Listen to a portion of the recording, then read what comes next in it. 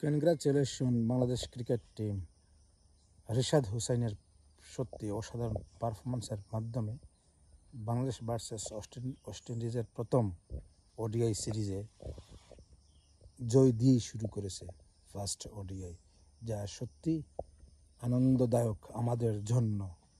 কেননা বিগত 2-3 দিন পূর্বে বাংলাদেশ ক্রিকেট বোর্ড আফগানিস্তান ক্রিকেটের সাথে ওডিআই সিরিজে হোয়াইট ওয়াশ হয়ে বাংলাদেশে ফিরে এসেছে, কিন্তু সে ব্যর্থতাকে কাজে লাগিয়ে বাংলাদেশ ক্রিকেট টিম ওয়েস্ট ইন্ডিজের মতো বড় একটা দলকে হারিয়ে প্রমাণ করেছে আমরা ফুরিয়ে যাইনি, আমরা হারিয়ে যাইনি, আমরা থমিয়ে যাইনি। আমরা এলাম লাল সবুজের সেই এক টুকরো বাংলাদেশের বীর টাইগাররা। স্যালুট, তোমাদের এই ফিরে আসাটা খুবই জরুরি ছিল ওডিআই সিরিজে, যা আমরা এতদিন অপেক্ষা করেছি, আমাদের আক্ষেপ দূর হয়েছে।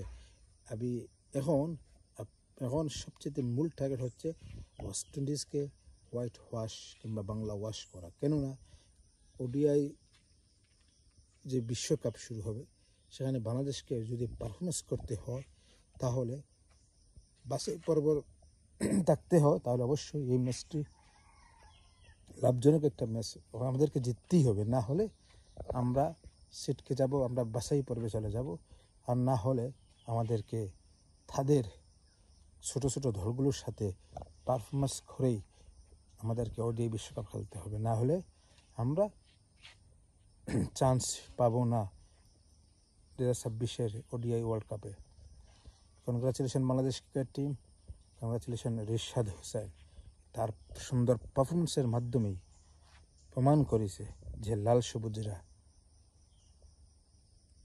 হারার লোক নয়, লাল সবুজের প্রতিটা মানুষের অন্তরে একটা জয়ের চিহ্ন আছে। Salute Bangladesh cricket team. Cricket with Manna সবাইকে আমি অনুরোধ করব আমাকে সাপোর্ট করবেন এবং আমার চ্যানেলকে সাবস্ক্রাইব করে আমার সাথে থাকবেন। ধন্যবাদ। আসসালামু আলাইকুম।